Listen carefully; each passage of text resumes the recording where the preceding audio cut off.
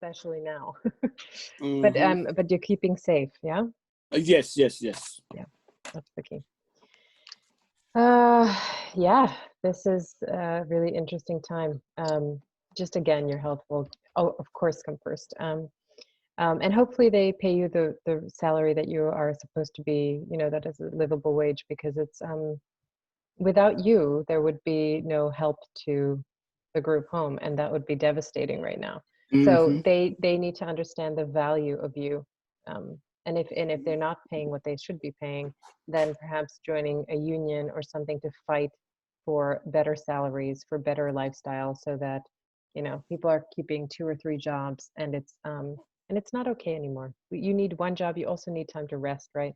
Full Of time course. means not more hours But than. the bill is much. Well, of course it is, right? Yeah. But I mean, you also have, don't you have 5 children, did you say? No. Oh, no. Oh, I thought you had a Just large three. Just family. three. I Oh, have just 3 is three. enough. Hey, 3 is plenty. Okay, so your family of 5. But that's a lot of work on its own. Do they have a chance to, between school and work? I don't know how you do it. All right. I've been doing that for the past close to 2 years now, because I'm almost graduated at RCC, Okay. almost finished. So I've been doing this for the past 2 years. So And when you get your degree, does your salary go up? well, actually, I want to enter the nursing school. Yeah. Mm-hmm. Okay, and change careers. Hopefully. Mm, Okay, good. Okay, nice. hopefully. Okay, so I think what we'll do is we'll get going with the ones that are here with us, because this is a practice session. So this is a drawing session that I want to work through. Today, you're going to be drawing the most difficult thing that there is to draw.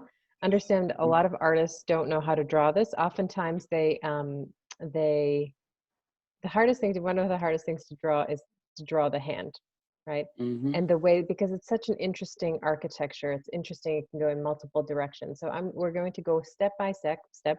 I'm always going to teach you the hardest thing. And then that way you're going to be able to do anything you want, really. Okay. Following these same principles you will follow as we go. So I'm going Okay. to change my screen now. I'm going to change my video to a different setting.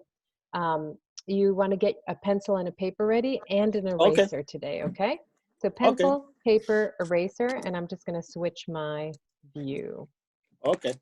All right, and one of the most important tools you have in art is your hand, right? Your hand Mm-hmm. takes all the intelligence and takes everything and then puts it into practice, puts it into form. So what you want to do is you want to take your paper, and you also want to leave a space for your hand to rest comfortably, right? You can, of course, artists have also communicated with the hand, right? In religion texts, they have specific hand gestures that mean something. So you can also Mm-hmm. think about how the hand communicates to people. Of Mm-hmm. course, all the Mm-hmm. teenagers in some of my classes want to do the middle finger, but that's not probably what you want to communicate. But, know that the hands do communicate. So you want to take your non-dominant hand and rest it, and understand it's going to have to stay in the same position for a very long time. So you want to have it be comfortable. Mm-hmm. And we're going to work from the inside out. So you're going to rest your hand, and you're going to work from the inside out. If you have a pencil, that's great. If you happen to have any charcoal, the charcoal will help steer us where the bone structure is, okay? So I have some charcoal. I'm not sure if it's going to work. What you first are going to do is you're going to think about your bones that are on the inside. And the bones are just sticks, right? The stick, and if I take my opposite hand, this one, and trace it, you get the direction of the stick and then how long the stick is going to be. Because I want to fit my whole hand on the page, I want to make sure that I can measure just a little bit. I'm not taking my full arm over here. So I'm just going to take a little bit over here. You're going to trace it. The more you trace it, the more you'll know what direction to go. And then you're going to take your pencil and you're going to make a line, all right, somewhere at the bottom of your paper, because it has to fit the entire page. So we're starting from the bones. And it's very simple. You're going to trace the actual bone that's underneath it. So I'm going to trace it. I'm going to measure accurately and put it down. Usually when people measure, By the time it gets to the page, they shrink the measurements. So be mindful of that, you want your actual real hand, not a child's hand, okay? Measure it up. The next bone you want to do, because there's a million bones in your palm, you're going to go from the finger to that middle bone that you just drew, okay? And again, you're going to do a straight line going from here, point A to point B, okay? And you can again trace it. So you have the stick and what direction it's going. So you're going to take it here on paper, and that's just my palm. And I'm going to do the same thing with all the other fingers, from the beginning of the finger, all the way to that middle bone that I drew, okay? And do that with every single one. If you draw on yourself, and if a pencil makes a mark, then you can have it a little bit more clear as to what direction those bones are going, okay? So go ahead and draw on yourself. You're going to wash your hands later, unless you're at work and you can't do that. You're going to take your measurement and you're going to place it on the page. All right, so these are relatively easy, and you're thinking about just the palm for right now, okay? This one's going in this direction. I'm going to get that. That's going to go to my ring finger, and then I'm going to do the final one for my pinky finger, okay? Again, take the measurement. The more accurate you can be in the measurement, the better the drawing will be in the end. So you want to take that and do the bone. Now, what's interesting about the fingers is that, of course, they can go in whatever direction they want, and they each have 3 directions that they can go, except for the thumb, which has 2, right? So find the position that you're willing to hold for a while. And then we're going to go into the bones, okay, of the fingers. You have 2 bones for the thumb, and I'm painting this one. 2 things you don't want to do. You don't want to move your eye, and you don't want to move your hand. So you have to freeze both. If you move your eye, then it's an entirely different drawing. Okay, so keep your eye steady from one perspective. Let me just make sure everyone is in. Sorry about the wait, guys. I'm hoping that, okay, so we're all in now. Good. So we're drawing the hand, and we're drawing just the skeletal structure. So we are taking the hand and taking the bone structure on the inside, right, and measuring that. For those people who are just joining us, you're going to measure, you're going to trace the stick and put it down on the page. Again, measure, you can trace that stick, see what direction, and the more accurate you are, the better you will be off. We're on to the fingers. And don't worry if this is recording, so you are welcome to, you'll get back to what we were saying a few minutes ago. And I have 2 bones in my thumb. One's going up horizontally, vertically up, and then the other one is cutting in at an angle. So I want to take that thumb, and here's my thumb, if that makes sense, okay? So this is the palm again, this is my palm, and this is the start of my thumb. On the next ones, you have 3 for my second finger. 1, 2, 3. And ask me questions as I go if you have any questions, okay? Okay. Make sure that you have your hand resting, all right? You have the accurate measurement and the direction. It's like a stick. Break it down to simple sticks, okay? And we can all do that. Measure, put it down. There's my second finger. Now the challenge, of course, is what happens to the bones that come forward, right? I know that this finger has 3 bones. It has this backbone over here. It has this bone that's coming towards me. And then I have this bone on top. In drawing, what you don't see, you don't draw. You have to redirect your mind. Even though your brain tells you that it has 3 bones, because I don't see this back one, I don't draw it. All I see is a little bit of this one. And then I see this stick coming at the top. So my middle bone finger structure would be just like that, just a little angle. And then the size of this bone over here. And again, you can trace what direction that stick is going, okay?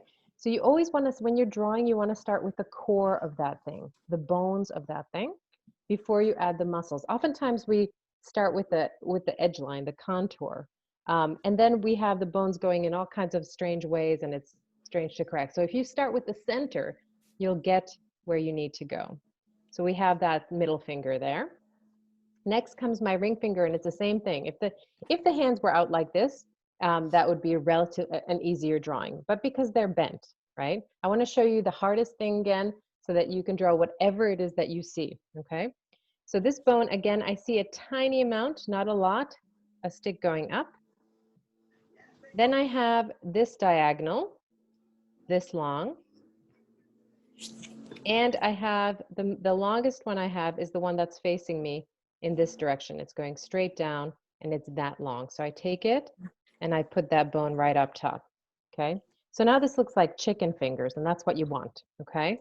The last one, the pinky, again, has this one that I can barely see. I'll just put a little dot. I have that stick going this way. And then I have my pinky finger going this way, okay? So with my hand, I can't flip my hand around, but I'm gonna flip the drawing around so that you can see, okay? I have my bone, this huge big thing, and you're gonna think, my hand is so huge. Do it the size that it actually is, okay? I was talking earlier that it's usually when people take the measurement, by the time they get to the paper, they shrink their fingers. So just be mindful about taking accurate measurement when you are starting your drawing. All right, so show me your bones. Show me your bones. And take your time, you know, take your time. If you trace it 10 times, you will develop muscle memory in the opposite hand, and it'll help you do the drawing over here. So if you aren't sure, you can also, like I did, you can draw on yourself and see what that line looks like, see what direction it's going, okay?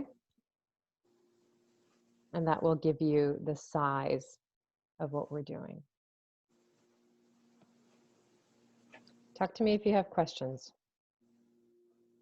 This is where we're going to apply, last class we were doing the value scales. In the end, this drawing is going to look like a sculpture on your page. It's going to be three-dimensional, it's going to be shaded, but this is where you want to start, no matter what you begin. If you're drawing a tree, you want to find the center of that tree. If you're drawing a child, you want to look at their skeletal structure. Where are the bones? The core of that thing is key, because I could draw a perfect thumb, but if it's out of place with the rest of my bone structure, then I need to, you know, the 2 hours that I spend shading a beautiful thumb does nothing because I have to redraw it, right? So you want to have that proportions accurately drawn.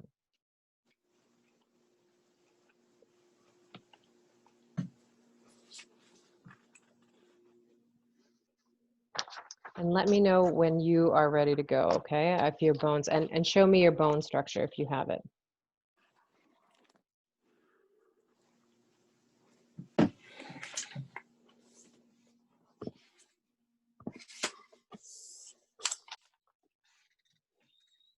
Can we place our hands any direction that you can do it in any convenient? direction. If you want to challenge yourself, you can bend your fingers. If you want to just have it out, that's fine. That's perfectly fine, right? You have 3 directions. So slow it down and really trace and figure out what direction those bones are going. So you're right. Alicia, can let me see that hand again?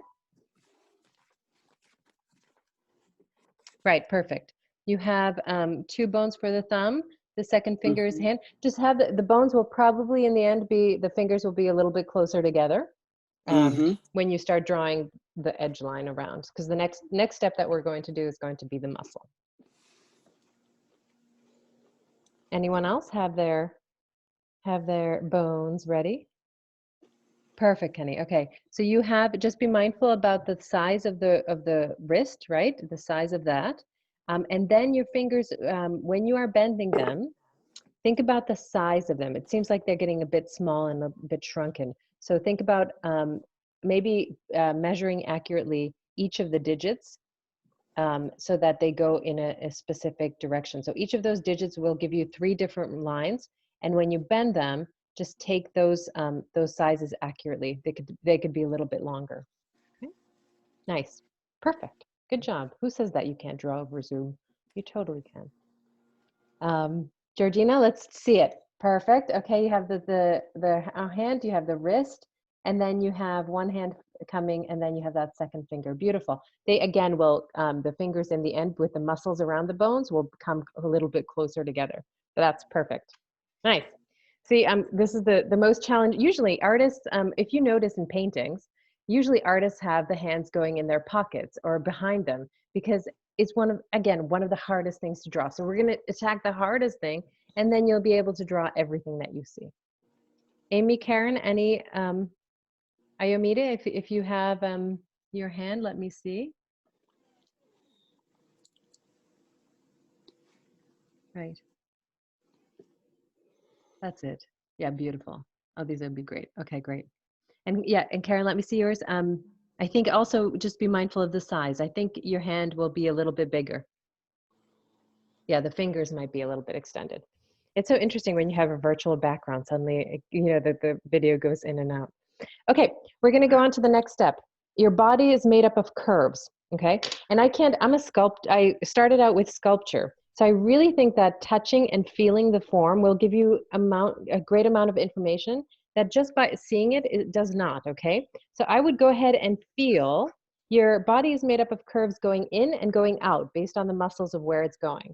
So you can take the size of your wrist, you can take that measurement just to give yourself some starting points.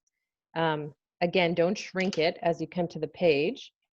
Your hand will be quite huge. It'll be a large hand, okay? So you're gonna take that, you're gonna take the wrist, and now you're going to go as slowly as humanly possible. And in our fast-paced life, this is really difficult to do.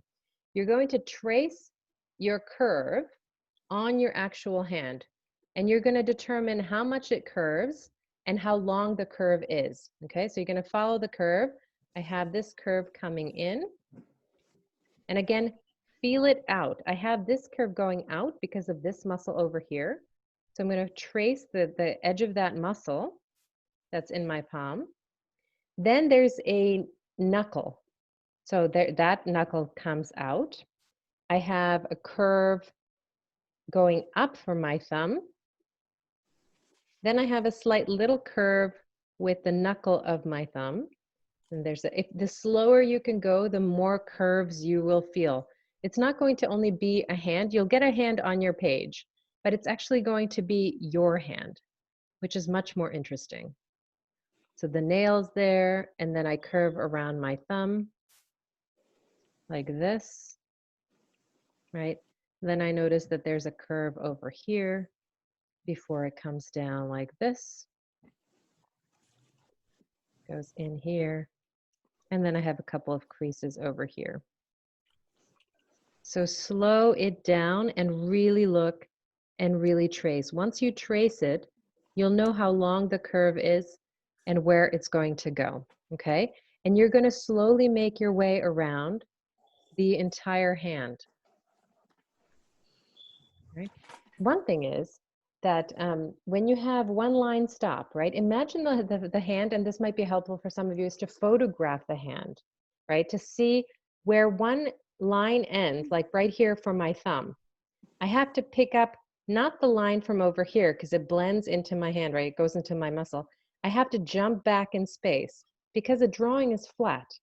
I have to pick up the line over here, the one that's back there, okay? So as you're making your way around, sometimes you'll have to do these strange spatial things, but we'll do it together. So there's a curve over here. There's a curve over here before I even get to my index finger, my second finger. Again, there's a bit of a curve here. So the bones are like your roadmap. They're going to stay somewhat in the center, right? But because they don't have to stay exactly in the center. You might have them a little bit off, and that's okay.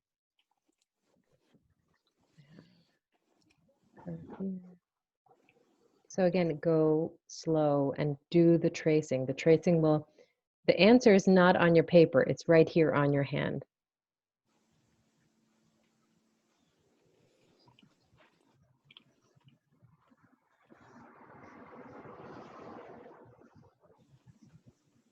All right. And now those bent fingers, right?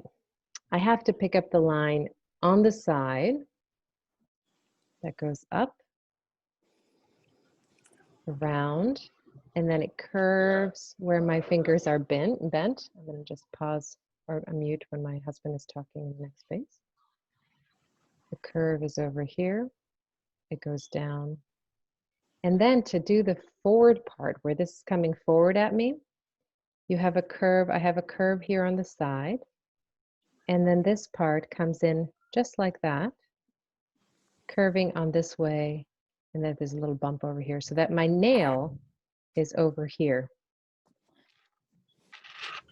So again, it's hard to do this upside down, but you have the thumb, the second finger. This is how, if you your fingers are outstretched, you're just going to go around the curves. If the finger is coming towards you, you have to go from the back of the finger, curve it around where it curves around your knuckle, bending it forward, and just do that loop that makes it come forward. And that's where your fingernail is going to be, because it's popping forward, right? And in a drawing, it's flattening out the space. It's like if you had a photograph and had to imagine your three-dimensional form very, very flat. How would you do it? And I'm going to go on to the next finger and next curve. So you'll have to pick up that line and imagine it flat. Imagine the form flat. Ask me questions if you come and become stuck.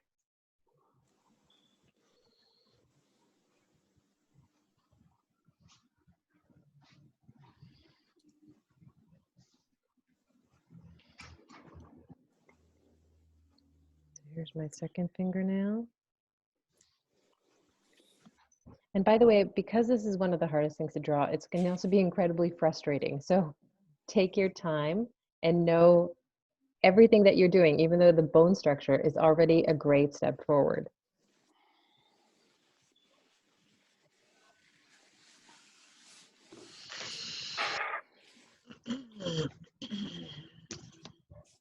But the frustration can also be there, right? Because it's really challenging.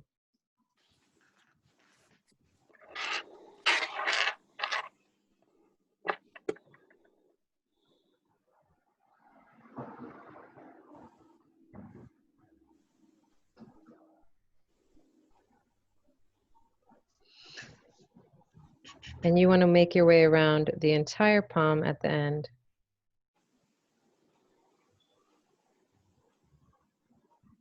Again, noticing your curves. The curves are special. They're yours.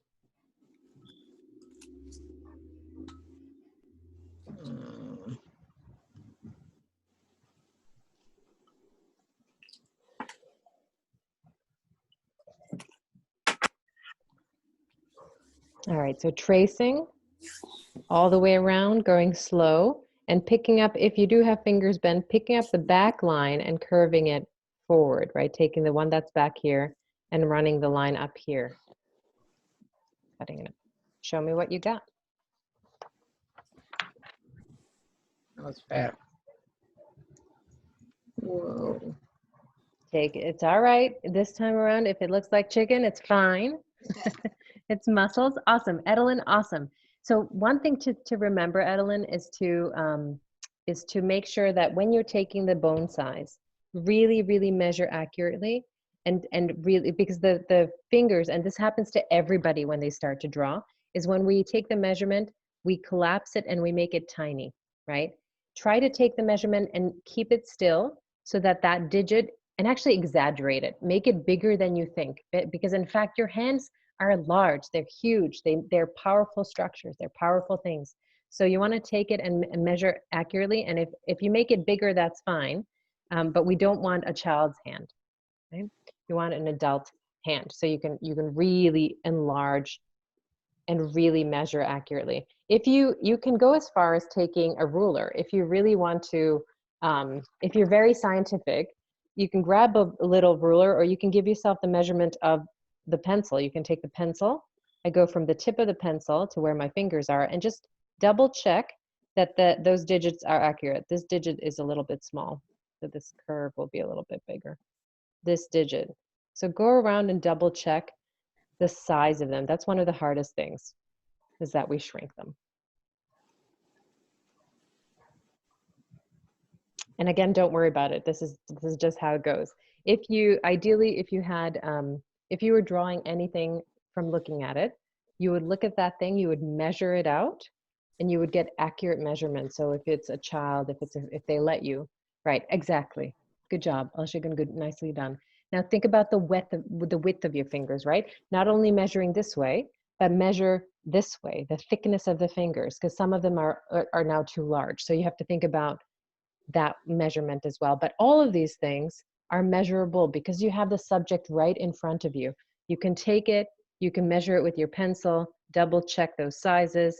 And the more you do that, of course, the more accurate. Drawing is not an innate ability of looking and seeing things. This is really a practice, and it takes a while to kind of, but breaking it down into this kind of mathematical, like a scientific formula when you're actually measuring and sketching, that's how you're going to get it more and more accurate. It's not a mystery. It's not a talent that you either possess or you don't. You work at it. And the more work you do, the more realistic it comes. So understand it's a path. All right. Show it. Show me, show me. It's okay. Georgina, you're on mute. Yeah, sorry. I'm missing the part where the fingers are burned. I'm trying to connect it, but I still can't, like. You got it, right? Yeah, yeah. You want to start with the fingers that are bending forward.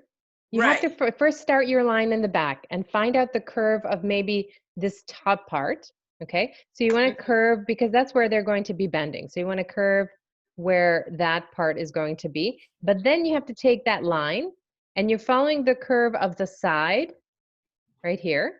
So this one over here. And then because it's bending forward, you're cutting back into your hand. It seems mentally, when we approach, if you're a logical thinker, it doesn't make sense, right? To cut back into our hand, but because it's flat, imagine, Georgina, do this for me. If you have your camera, just take a photograph of your hand from this perspective, from right at the top, where your eye is. And that will help you flatten the three-dimensional hands into 2 dimensions. And then you'll be able to follow the lines of the photograph. Okay, so if you're having a hard time thinking about this 3D space on a 2D surface, and a trick would be to take a photograph and see how, you know, the line that ends here, over here, my line ends and I can't see it anymore. I have to pick up this line that's over here in the front of the finger, in the front of the hand, okay? So sometimes when a line ends over here, I have to go to this curve because that's the next thing I see. This is how our minds trick us, right? Our eyes are accurate, but the information feels strange because it means that I have to cut back into my hand to make that curve over here. Yeah.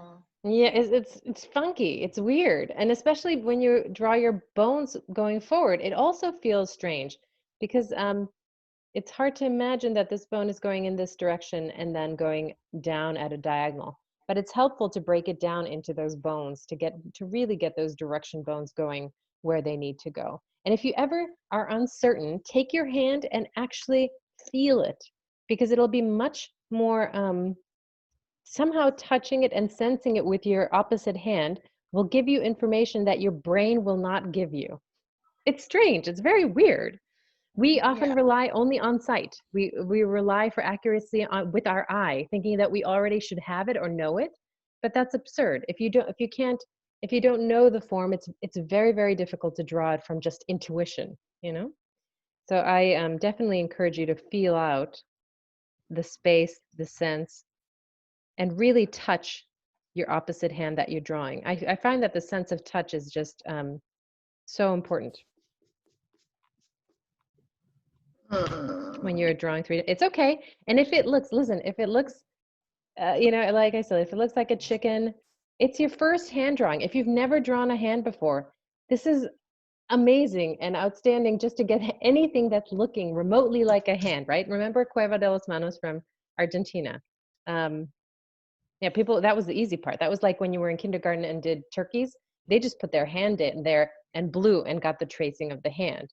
But this is a whole other way of thinking about it. This is the really progressive way of thinking about it. And don't worry about it. The curves don't have to, we're still going to do, this is, we're not even halfway through the drawing. So there's many more layers to go. It doesn't have to be perfectly accurate right now. Ask me questions if you have them. Those are all great, great questions.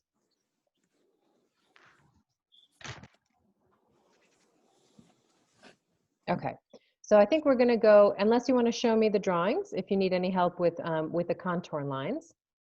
Karen, you have to be doing this in the car? Okay, excellent, great. Yep, that's it. Right, and those hands and the fingers are starting to curve forward. Excellent, lovely, beautiful. That's it. Second finger in relation, the 3 digits that you have bent seem very, very long in comparison to that second finger. So you might want to extend either your second finger or bring those a little bit, shrink those a little bit so that they feel a little smaller. All right, beautiful, lovely. What should we do if we have too much space? Show me, Kenny. Too much space where? Right, right. So those bones, when we kept them in the center, they're going to be a little bit closer together. So you can kind of bump them closer. Now that your eyes will give you all the answers, but in our brain we think, oh, we made a line there, we shouldn't move it. This is just graphite. You can take you can take your eraser. I have kneaded erasers which pick up all the dirt, but you can use a regular eraser. You can just move that line, like not a problem. Just move the whole finger, okay? Shifting the particles is really easy, okay? And we're gonna get in a process of that. I have no idea. You got it, you got it. It's all good. Yeah, that's it, that's it. You got the fingers coming forward. You know how exciting that is. That's perfect. Okay, so yeah, Georgina, hold it up for one more second for me. I don't know what I did, but Perfect. You cut back into the hand, which is making it come forward. The last one, the pinky one, you can even curve when you have over here, this part. So that part can curve even further out a little bit so that it gets to the side, and then it'll make that finger and everything go into place. The other thing I would question is that the thickness of your second finger. Take the measurement of this, it's going to be a bit thinner. Okay? Okay. Just take the width of that measurement and just practice making this a little bit slimmer. Okay? Because there's muscles. There's definitely muscle. Yeah. Yeah, perfect. Okay. Amy, questions? Um, You got it. I have nails on, so it's Yeah, perfect, right? And it's so exciting to see those fingers bending. It's really great. Watch the size of your thumb. The size of your thumb has to be a little bit, because there's the thumb is actually this strange, we have those 4 digits up here, but the thumb is down here much lower. So you have that side of the palm before that that thumb starts, and the thumb will not be nearly as tall or even halfway. When I look at my thumb over here, it measures to about the start of my second finger. So if I go over here, the thumb is over here. It's all about just looking and seeing and editing and correcting. And it's okay to make mistakes. You just take those particles and shift them. It's just graphite on paper, right? You just did a line drawing. It means that you can shift it and add it, 100 times if you wish. Okay. But so that we don't drive ourselves crazy, and we'll go to the next step. Please take out any pencil that you have, and this time we're going to remember these little shades, right, that we did last week or this week, whatever you did. You want to shade your. Now we're going to look at the hand in terms of light. Without light, there wouldn't be any form. We wouldn't be able to see these 3 dimensions. Okay, so you want to take a middle tone, either a 4 or a 5, which means that you want to take your hand and the thing that you've been drawing so accurately and so precisely. You're going to take your paper and you're going to shade over, trying not to leave any white spaces in between. Shade over the entire thing 3, 4, or 5 times, almost losing the drawing. You're certainly going to lose the bones, okay? Because we don't need to see the bones.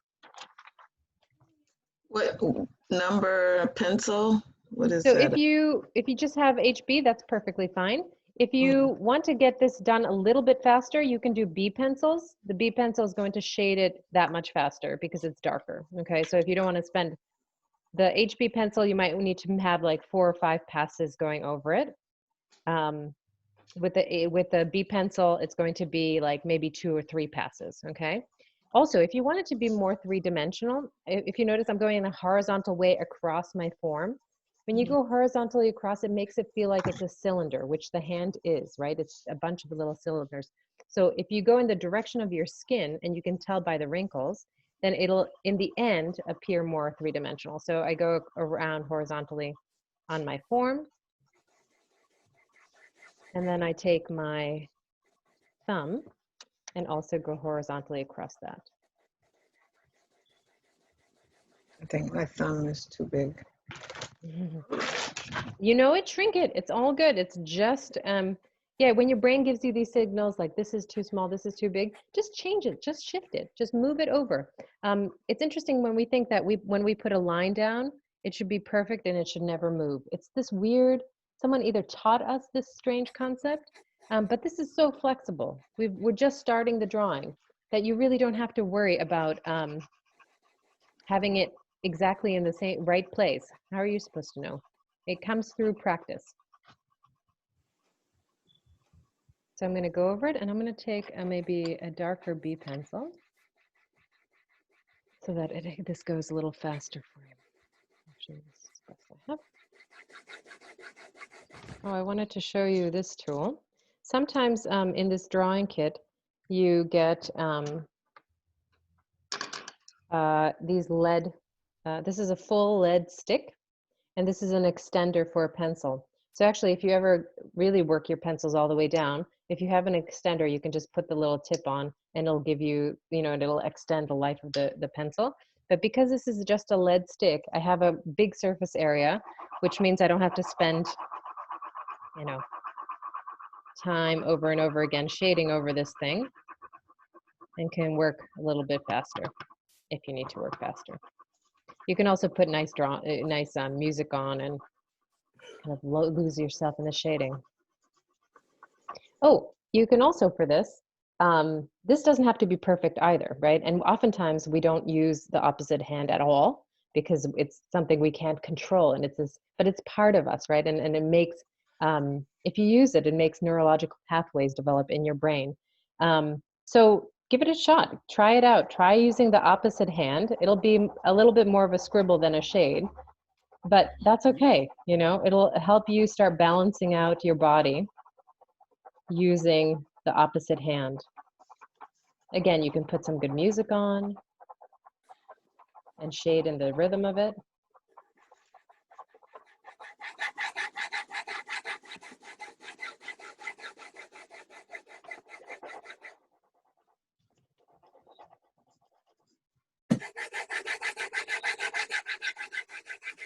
You want it to be a nice shade over the entire thing. So if you can avoid sort of the lineness of it and instead fill in all the white spots so that it looks like it's shaded in.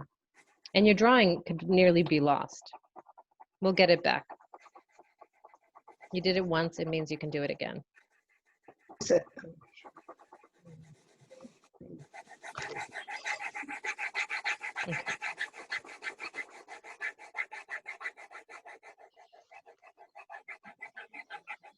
So the more layers you put, the more dark it's going to get, and the more, almost like the rock, it's going to almost look like a sculpture. So now we're looking at the hand in terms of this, in terms of light, medium, and dark, okay? Which means is we need to find where the 0 is, where the light is coming from. We also have to find out where's the one shade, right? Where's the light parts? Maybe in places where the light is coming from. So I want you to look now to see where your window is, right? Where is your light coming from in your room? And where is it touching or hitting your hand? Wherever the light is, you're going to come to your hand, take an eraser, and you can go erasing the light. So take that shaded hand, right? And in the spots where you see light, you want to come in, and start erasing. I have light. Actually, when you're looking at this hand, tell me where you see light on the hand. Right, where do you see, on this form, where do you see the light? Point me in the right direction. Down here, by the wrist, Right. and a lot. The thumb. A lot of the thumb is in light. Anything else that's in light? Because if you can see it, you can draw it. The fingernail, the pinky. The last Right. pinky, yeah. Right, the fingernails a little bit over here, even on the top of this finger, and on the side of this finger. Okay, so I want to identify all those because I want to come now, and your eraser is not there to erase mistakes. Your eraser is there to draw white light. Okay? So when you have the light coming, you want to use your eraser like your pencil. You want to draw with it. Find out where the light is on the form. And erase all the light that you see. I have light over here. I have light on these fingers. And really, drawing is a practice of seeing and looking. Oh, that's like a crayon.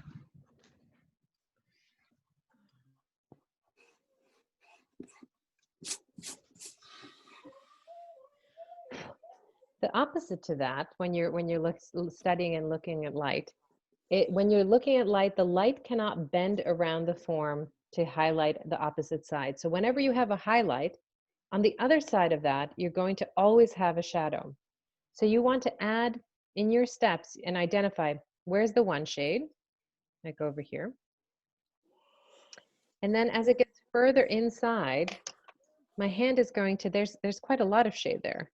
So I need to start shading in opposite the light. I'm going to start shading in the darkness, okay? So you have on the opposite side of this thumb, it gets really dark, right? And in a drawing, if you want to have a successful three-dimensional drawing, you need to push on that pencil to get a really dark, beautiful, beautiful dark in order for that thumb to really start standing out, or whatever form it's hitting. So start shading in. And again, if you don't know exactly, where the edge line is, you can also, of course, go back and trace and retrace that form.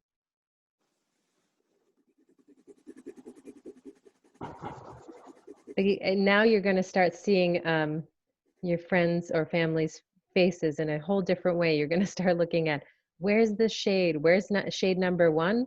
Where's shade number 2, number 3, number 5? And that kind of looking is really going to improve your drawing. So again, this finger has so much light on one side, but opposite that, if I blend my eyes, that's really, it's really a 10 shade on the opposite side. So I have to come in here and start shading in quite substantially more and more layers so that I get that real contrast between the light and the dark. And it's the proper balance between light and dark that gives you three-dimensional form, right? We need both.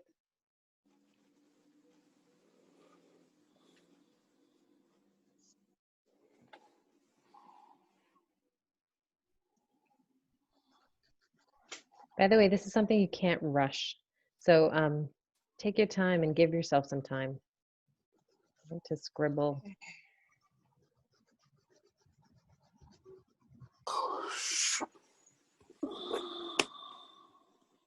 Find out where your creases are, where the really dark parts are. Get those in there.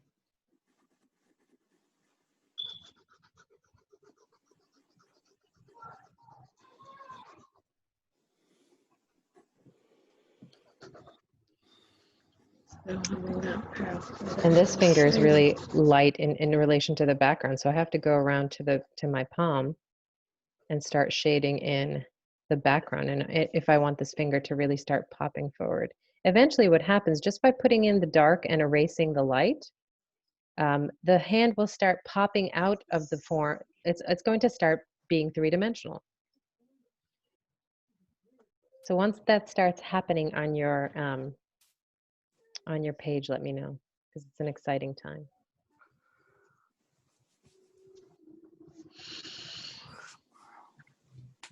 Okay,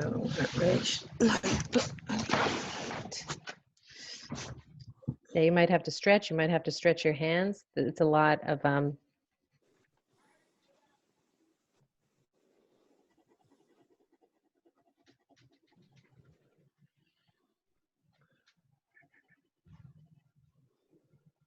a shade there.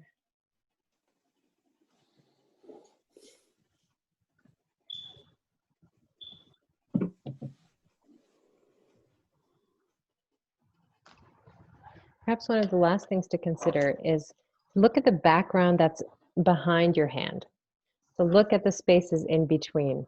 In between my thumb and my second finger, I have the white of the table. So if it's much lighter than the hand itself, I would go back and I would start erasing that background. And that's really going to help the hand pop forward.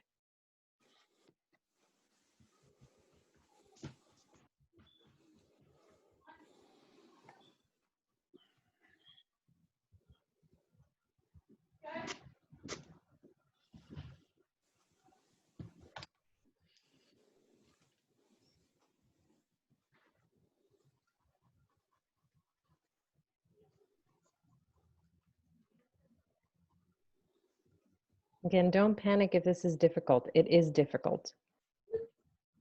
It just takes practice and patience, just like anything else.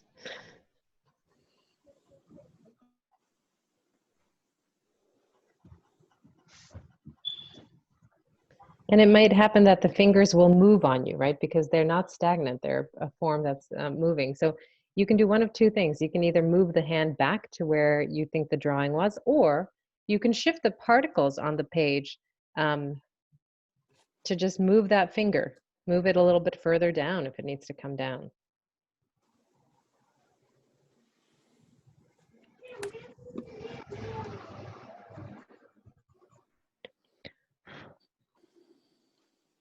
Okay, folks, talk to me. How's it going? Questions? And this is an exercise, Amy, if you have the kids around, this might be fun for them as well to look at whatever. It could be an object that you put in front of them, or they can do their hand. This might be fun to do with them as well.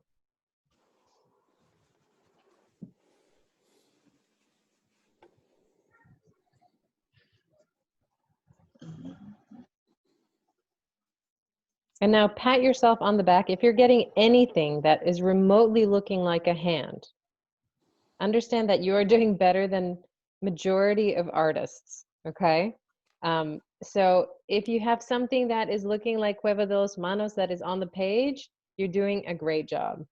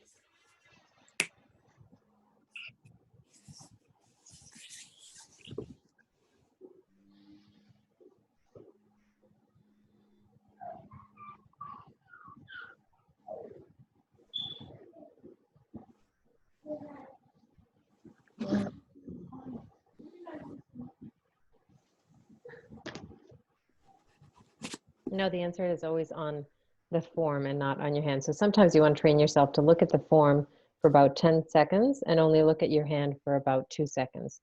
And then just match where your eye sees shadow and where it sees light. Okay, so see if you can follow your eye where the darkness is coming from, where the shade is coming from. And then if you're working with your eraser, then you can look at where the opposite, where the light is coming from.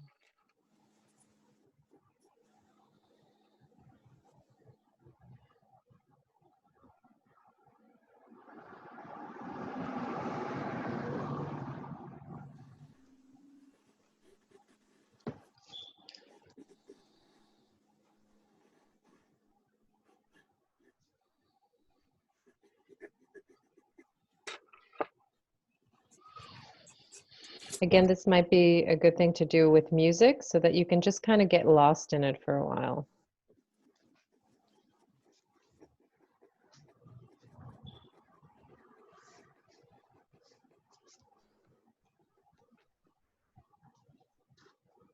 All right, ask me a question. Show me what you got.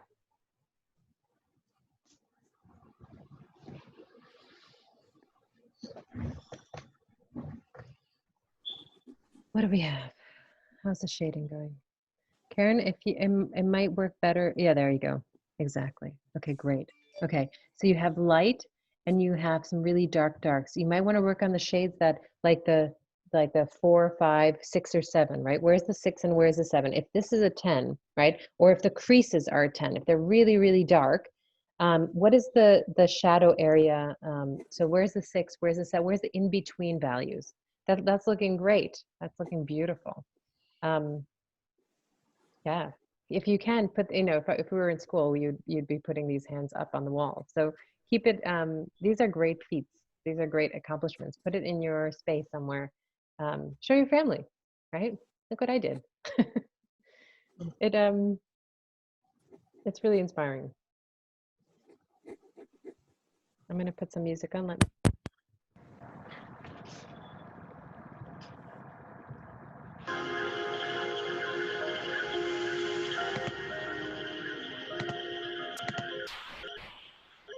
Kenny, how's it going? How's the shading going?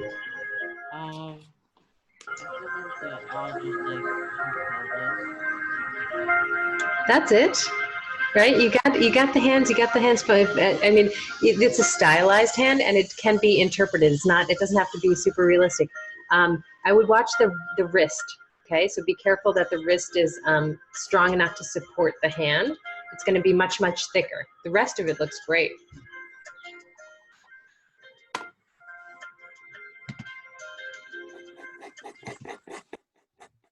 How's it going? Who's laughing?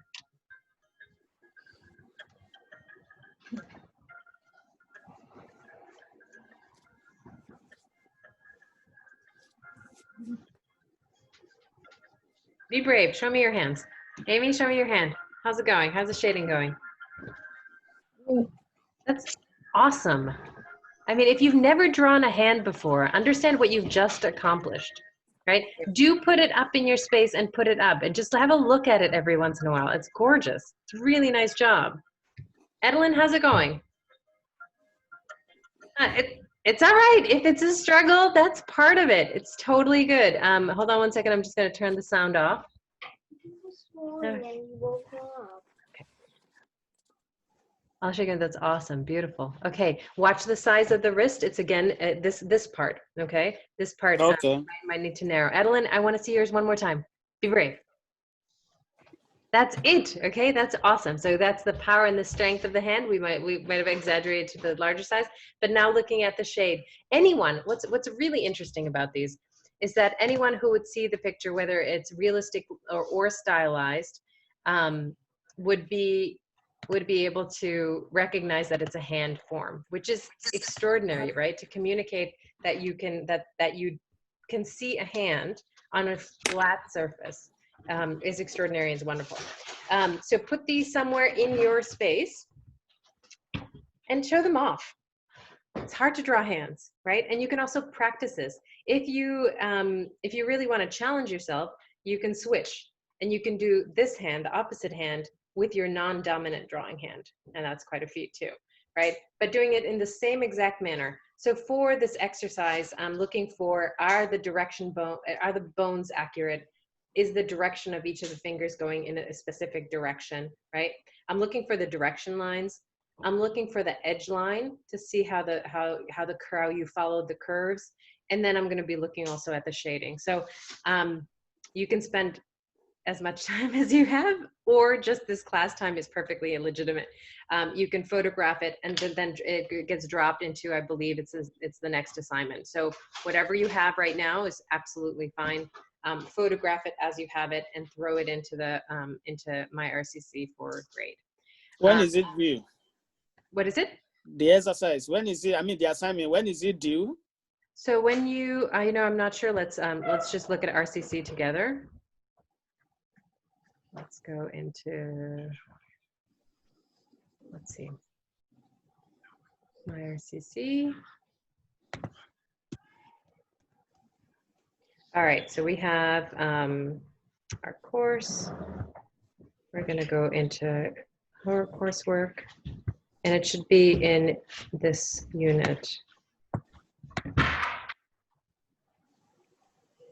Okay, right, it's right here. So it's not due until the 21st. Okay. Okay. So you have the weekend if you want to practice it further, or if you want to continue with it. These are one of the foundations of drawing. So you looking at the light, the medium, and the dark will really, you can draw again anything this way. You can draw animals this way, trees, landscape. If you can notice where the light is, where the medium is, and where the dark is, you're going to get a three-dimensional form. So it's a good thing. It's a good thing to know. And the next thing that we're going to tackle next week, we're going to do a couple of weeks of drawing. We are going to go back to slides and lectures and looking at artwork. But I wanted to connect the theory to actual practical, tangible, like how you do it, right? And what artists have to do in order to construct these things, right? I want to break it down for us so that it's not just theory, that you can actually embody and practice and draw whatever you see, right? This gives you the tools to start drawing whatever you want. Okay, so the next thing we'll tackle is self-portrait, because that's one of the things that, but it's going to be, you don't have to panic. It's going to be, you're not even going to be looking at yourself. It's going to all be from touch, okay? So it's an exercise. You don't have to worry. It's just and we're going to measure it out and it'll be just fine. Any questions? Okay. All right. You're welcome to look at hands done by other artists, right? There's anatomy from as old as 6,000 years on stones that people have carved out of stones, these wonderfully realistic hands that we'll look at in the next class. Look at some slides. But pat yourself on the back. Well done today. All right. That's it. Because we can't pat you because we're Are you going? If you got anything that looks like a hand, then you're good. You're good. Are you going to put the one that you did in the web that we can look at it when Sure. we do ours again, and then we can look at it?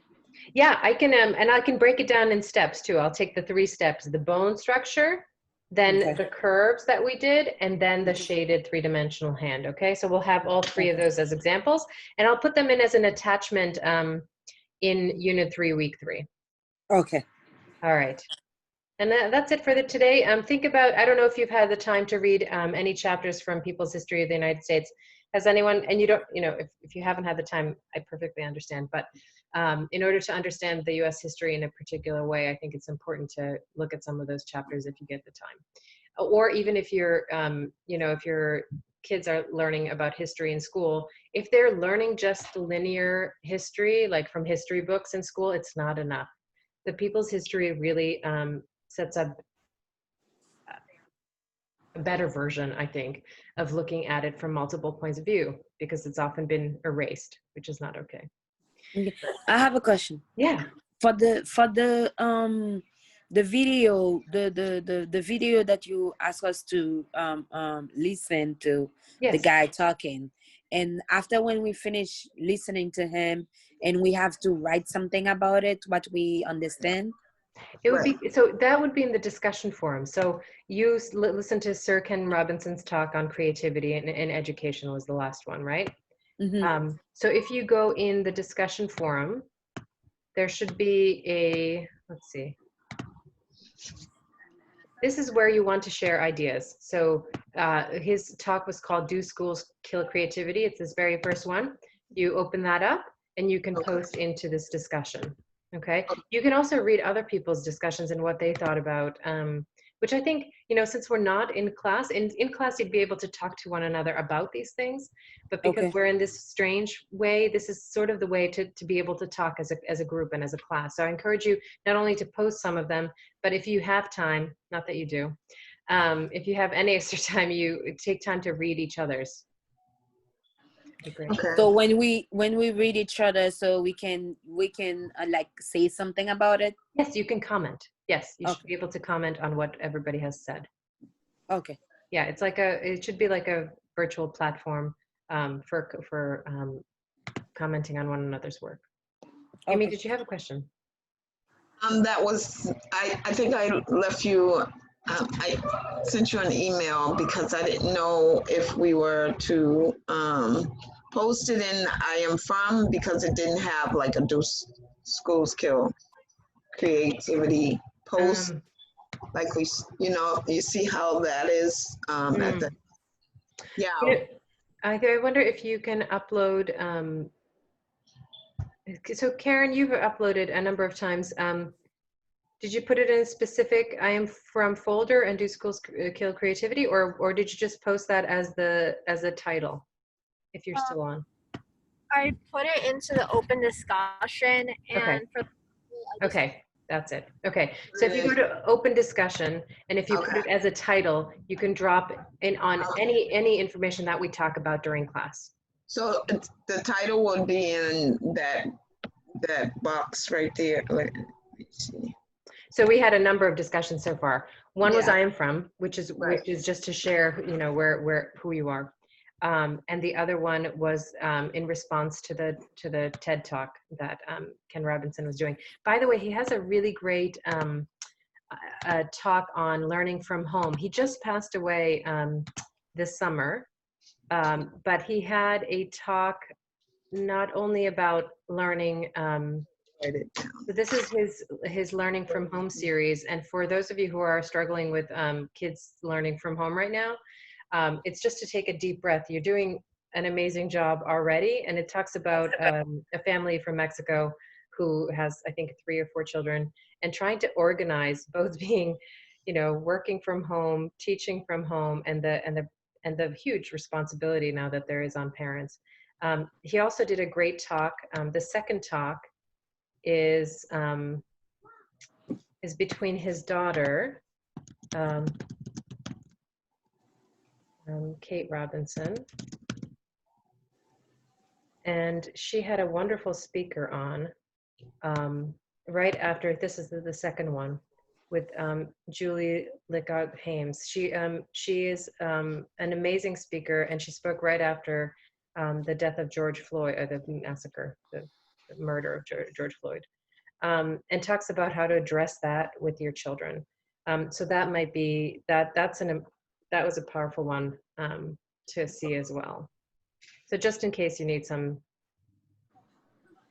resources for online education, this is a good one.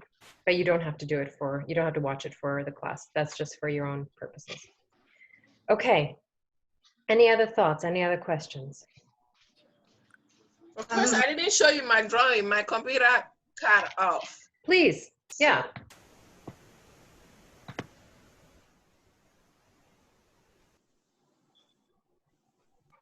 And those of you who, by the way, if you've showed the drawing, and if you have, feel free to go. Feel free to go do what you need to do.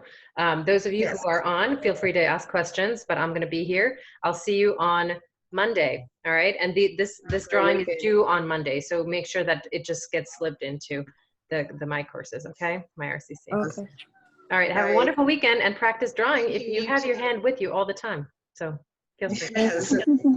Thank you. Have a great weekend. Bye. Bye-bye. Alicia, Bye-bye. get some rest. Thank you. Yeah. Georgina, let's see. You said? I was going to see Georgina's drawing. Awesome. Yeah. Awesome. No, but keep it up because it froze. Yeah, so my computer cut off. Yeah. Nice shade. Okay, excellent. Okay, so you have really look at where the light is hitting from, and then really, right, that thumb is a beauty. See how that thumb is poking out now? It's gorgeous now. And you can think about doing the details, like the wrinkles. If you see wrinkles on your hand, right, you can start, or nails, or of course, everything else. You can start, if you draw in the direction of those wrinkles, it'll look more and more three-dimensional. Okay, it's beautiful. Have you done a hand before? Georgina, have you drawn a hand before? No, So not at all. From nothing to that hand. Yeah. Is, So it's so amazing. I feel proud right now. You should feel proud. This is and I'm telling you, many artists do not draw hands. They can't. They don't understand the forms, right? Because they're so intricate. They're so there's so much to do. Good. Yeah. Now draw it all the time. You know, if you're sitting around and waiting around, you can always take a pencil and a paper out, and you can draw whatever you see, and in the same manner. Center of it, the core of it, the outline edges of it, and then the light, and you're all set. Anything that your eye sees. Boom, we're on a revolution. Great. So the next one is going to be. Is so bad. What is it? It's going in and out. Oh well. I think the connection is so bad. That's why. Yeah. Okay. Yeah, the connection always. Thank you so much, Professor. Pleasure. Next week, Thank you. we're going to look and consider the skeletal structure that makes the foundation and the form of our face. Just from touch, not from looking at the mirror. You'll do great. All right, folks. See you on Monday. Thank you. Have a nice See ya. weekend, okay? You Relax. too. You too. Bye. Be well. And I want to check, Ayomide, are you there? Can you unmute? Yep. So how's it going for you?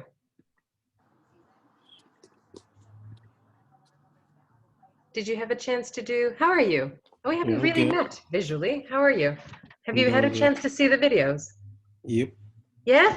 How's it going? How's, are you getting, do you have any questions about what we've been doing so far? Nah, I'm pretty straight. All right. Tell me a little bit about, did you get to do the exercise I am from? Yep, I did upload it to a post. Perfect. Do you want to read it? I would love to hear it. Then I gotta go into my RCC again. If you wouldn't mind, it would be great to, or you can, you can just tell me how, where you're from and where you. It was just I was paying like details to my when I was in high school, and now I didn't get like a visual art teacher the first 3 years. I was trying to major in art, and I didn't get a visual art teacher to like the last 3 years. And I'll lead to attention and paid to it on like other courses in the school. Yeah, it's hard not to get the subject that you want, but is art something that you were passionate about? Yeah, that is my major in RCC. Oh, fantastic. Okay, awesome. So I would love to see any and all artwork that you have. So with the degree that you get from RCC, are you going to be able to transfer to an art school, or are you, what are you thinking about? Yeah, I'm planning on transferring to another school. Okay, so Mass Art is right down the street. Show me your work. Show me your portfolio. I know the chair of the Studio Foundations department, so let me know show me the stuff that you are doing, and we'll get you ready for submitting an application. I got a couple. Karen and Kenny, if you are all set, you're welcome to go. You don't have to stay on the phone call. Biggest one is on the canvas. Some of them I did last semester. Perfect. Okay. Have you drawn your hand before? Excuse me? Have you drawn your hand before? Yeah, sure. Here's a portrait. Awesome. Okay. Yeah. I got an abstract painting. How long have you been drawing? And am I saying your name right? Yeah, you are. Okay. Okay. Yeah. Okay. So this was senior year in high school. You were drawing these projects. And some from last semester. Okay. Excellent. So let's take you to the next level, next step. Have you showed your work in galleries before? No. Ayomide, have you showed your work? Have you put it in a gallery? No. For sale? You haven't. Okay. So we need to get you connected with that as well. Yeah, I'm still working on it. Well, I don't know if you know Brian O'Malley from RCC. You're doing, I'm sorry, you're doing, you're doing, Trying to get let me just something mute done with yourself. Brian. With Brian O'Malley from RCC. I'm not sure if you know. I don't know who the drawing teachers from RCC right now. It was my painting instructor last semester. Tell me. The other ones I was on canvas. Okay, can you photograph them and just email them to me? I would love Sure. to see them. Okay. Sure. And then for the assignments, you're caught up with art class, right? Yeah, I did. Okay, great. Are you able to make any of the 10 a.m. sessions moving forward? Yeah, I'll try. 10:30, right? So yeah, 10:30 to 11:45. So just if you can, that would be helpful, and that way we can continue. Okay. So in this class, hold on. In this class, were you able to follow the structure of the hand and really measuring it out? Yeah, I did.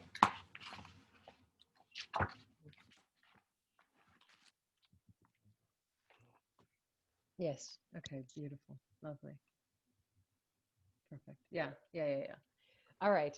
I want to see those paintings. I want to see the drawings. I want to see anything and everything that you do. And then I want to, yeah, exactly. Yeah, That perfect. was abstract I did last semester. Do you have enough materials? Do you have paints, canvases? Do you have enough paper and things like that? Yeah, I did most of my stuff on Blake Hart. Perfect, perfect. And tell me where you're coming from. Are you from Boston originally? Yep. Born and raised? Not born but raised. That's all right. And where you were born? I was born in Nigeria, West Okay, Africa. awesome.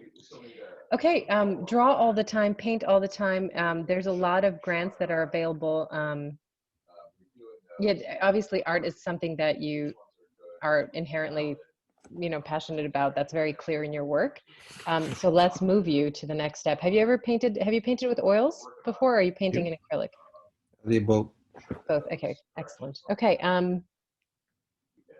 okay, send me all the work. I want to see it all. Okay, All right, sure. perfect. I'll send you an email. Great. All right, guys, I will see you on Monday. It was great to Alright. meet you. We want, Right. All right, bye. Karen, did you have a question? yeah, we wanted to talk to you about what we should do next week because we have school starting. Yeah. So let me take you through Unit 4 because it's just been rewritten. You have Monday. You have your the hand which you have completed, so you don't have to worry about that assignment. Let's go to Unit 4 together, and it's going to be we're going to be looking at the first chapter of People's History again, in terms of looking at the Native American perspective. There's also a painter called George Catlin that lived with Native Americans and they taught him a really interesting process of breathing and the healthy way to breathe, which, and it helped him live for 76 years, which was unusual at the time. So we're going to look at also the art of a Native American painter, T.C. Cannon, and there's a link that has an article, so you're welcome to read that article. Also reading a section, you don't have to read the whole chapter of People's History, but a section of it would be a good idea to get informed about the Native American perspective. And then you're going to, as a study, on Monday, we're going to look at our own architecture from measuring out our skeletal structure. So you're going to draw a three-dimensional version of your portrait, right? And then on Wednesday, we're going to be looking at each other's videos and drawing each other, okay? So we're gonna first study the math and the proportions of our own faces. And then we're going to look at the math and the proportions of other people's faces, right? And it's very interesting that oftentimes we have ingrained math and understand our own architecture really well, our own physical skeletal structure. And it's difficult to draw another person. Oftentimes we draw our family or someone whose measurements are similar to ours. So we're going to look at those two portraits is what we're going to be doing next week. But you only have one due for an assignment. Okay, one is going to be an exercise. So that's it in Unit 4. And then the units will adjust as we go. So don't go past week 4 because I have to import them. If you want to look at the whole of the course and work ahead of time, then I would go to, I believe in resources, you should have the full outlook, let's see where it is. There's reading. This OER for art appreciation and history will have all the 16 weeks. So if this is in resources at the bottom. If you click on that, you will see the full layout of our course, and it's divided into modules. So we will be starting on 4, right? And it'll continue week 5, week 6. They're not, I change them every week, so so there will be some flexibility with that, but you can look at that to get an overall sense of the semester. Okay? Is that too overwhelming, or are you okay? It's okay. It's just that we really like the classes where we get the chance to get feedback. Like time. So we were wondering how we could figure out a schedule where we could still like attend some sort of Zoom call with you? We can definitely meet on Zoom at least once a week. What we need to do is after you maybe see the video and do the exercise. So for example, if you're watching the video, when are you going to be watching the videos on Mondays and Wednesdays? I have my school. We cut out certain times so that we could have free time to do whatever we want. Okay. I have a free time at 11:10. So Okay. I could pop in, but I'll be like 40 minutes late at least. You know, I think that would be fine. I think at least you would catch the tail end of it, and then you can watch the beginning in the recording. So that would work well. Actually, I'm going to stop